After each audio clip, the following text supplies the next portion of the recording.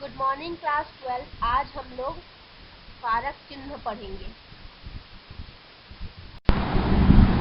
संज्ञा या सर्वनाम के जिस रूप से वाक्य के अन्य संबंधों के साथ उनका संबंध पता चले उसी को कारक कहते हैं। यानी कि संज्ञा या सर्वनाम का वाक्य के अन्य शब्दों के साथ किसके साथ संबंध पता चलता है। जैसे कि एक वाक्य है, राम ने पत्र लिखा। यहाँ राम संज्ञा है लेकिन पत्र लिखा, या जो पत्र लिखा है उसका संबंध राम के साथ किससे पता चल रहा है? ने से पता चल रहा है। अगर यह ने हो ही ना तो क्या इस वाक्य का कोई मतलब निकलेगा? नहीं निकलेगा।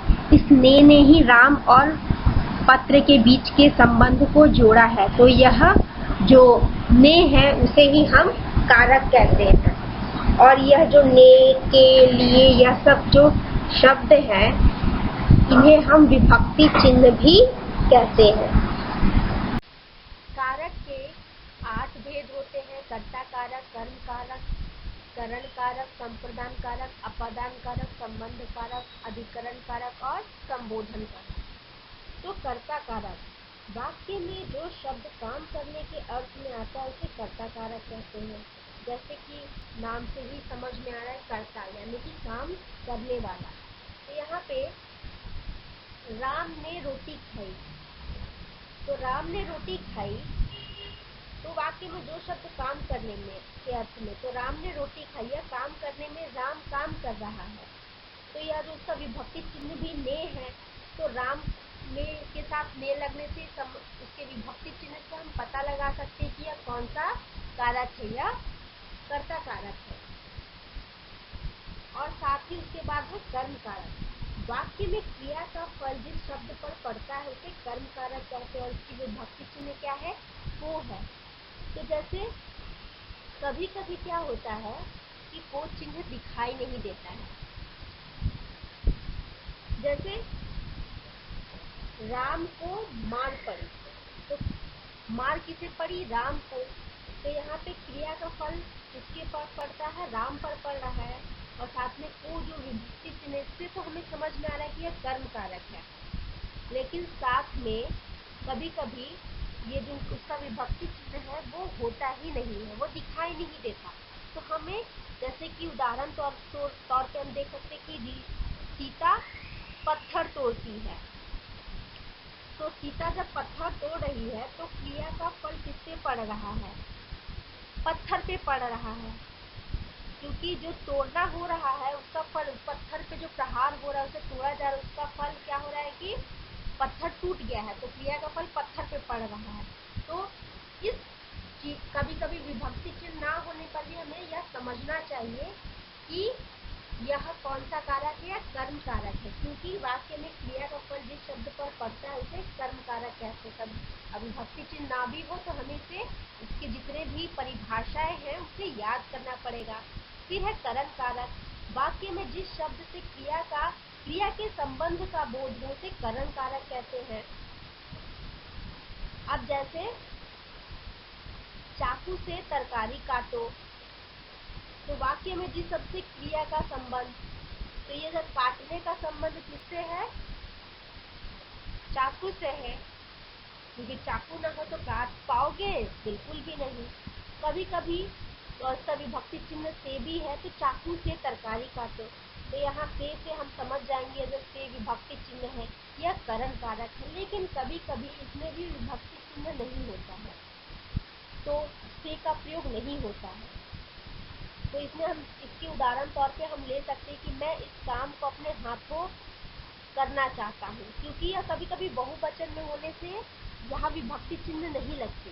तो हाथों के बाद क्या आने से सही होता? हाथों से करना चाहता हूँ। तो यहाँ जो काम है वह उसका जो ये संबंध किससे हो रहा है? हाथ से हो रहा है। तो कभी कभी जब बहुवचन में कोई भी शब्द हो तो वहाँ पे विभक्ति चिन्ह नहीं लगती, तो इससे भी उन्हें पहचानना होगा कि यह करण कारक है। और ऐसा भी लिखना सही होगा कि मैं इस काम को अपने हाथों से करना चाहता हूँ। से भी लगाने से यह सही होगा, नहीं भी लगाने से हमें इसे पहचानना होगा। चौथा है संप्रदान कारक। जिसके लिए कुछ किया जाए या जिसको कुछ दिया जाए, किसी के लिए कुछ करने और किसी को कुछ देने का बोध कराने वाला संप्रदान कारक होता है। जैसे कि को के लिए इसके विभक्ति चिन्ह है, तो बच्चे को जूता पहनाओ, यानी बच्चे के लिए कुछ किया जा रहा है, बच्चे को जूता पहनाया जा रहा है, यह संप्रदान कारक है। राम के लिए पुस्तक लानी है, अपने लिए पुस्तक नहीं लानी है, किसी दूसरे के लिए लानी है, किसी दूसरे के लिए कुछ करना है, तो यह संप्रदान कारक होगा। पांचवा है अपादान कारक।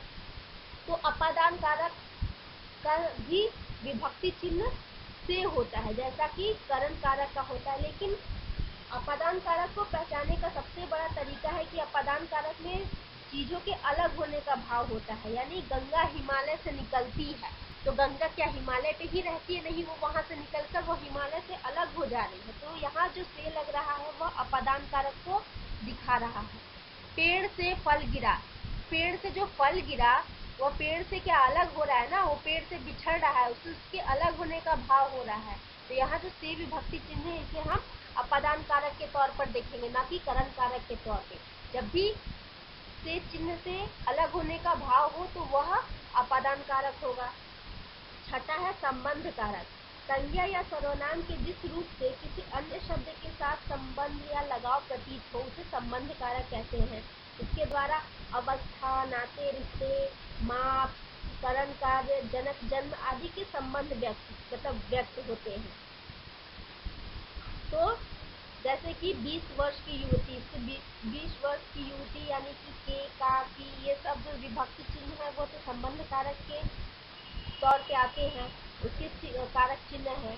तो 20 वर्ष की युवती यह अवस्था का बोध करा रहा है, तो यह जो की है यह विभक्ति चिन्ह है, इसे हम ये भी पता लगाएंगे कि यह संबंध कारक है। साथ ही यह युवती का उसके उम्र के साथ उसका संबंध बता रहा है।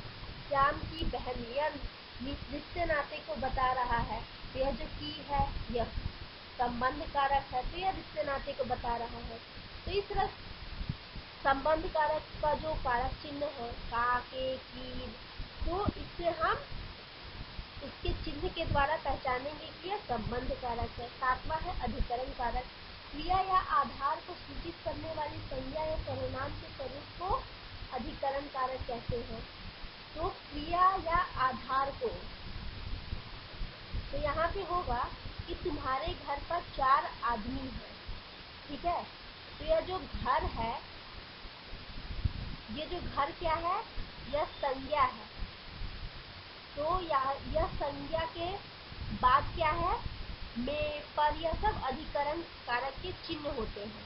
तो यहाँ पे दुकान पर कोई था, तो यहाँ पे पर, और दुकान में कोई था, तो यहाँ पे दुकान पर, दुकान में, यह दोनों ही अधिकरण कारक के चिन्ह है। तो कभी कभी में की जगह पर आ जाता है, पर की जगह में आ जाता है, लेकिन इन चिन्हों के द्वारा हम पहचानेंगे कि यह कौन सा कारक है। में और पर आने से ही हमें यह समझना चाहिए कि यह अधिकरण कारक है। आठवां है संबोधन कारक।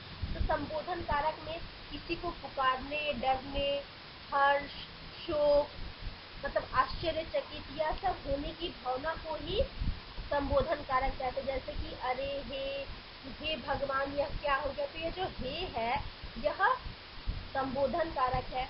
तो कारक को समझने के लिए सबसे पहले हमें कारक चिन्हों को पूरी अच्छी तरीके से याद कर लेना होगा। उसके बाद ही हम किसी भी तरह से किसी भी वाक्य में कारक को पहचान सकते हैं। कारक के जितने भी भेद हैं उनके अलग अलग विभक्ति चिन्ह होते हैं, इसे ही हम कारक चिन्ह भी बोलते हैं। तो यह जो 8 भेद है कारक के, उनके जो विभक्ति चिन्ह है मैंने यहाँ पे आपको बताया है। अब आप लोग अपनी पुस्तक हिंदी रचनावली में कारक चिन्ह से संबंधित जो भी अभ्यास दिए हैं उसे अपनी कॉपी में करेंगे। थैंक यू बच्चों। अब आप लोग मुझे अपना होमवर्क नीचे दिए गए ईमेल एड्रेस पे सेंड करेंगे, और साथ ही आप हमारे पीपीटी और वीडियो से संबंधित कोई भी सुझाव देना चाहते हैं तो नीचे जो ईमेल एड्रेस दिया गया है feedback.stmichaelsacademy@gmail.com, इस पे आप लोग अपने सुझाव हमें मेल कर सकते हैं।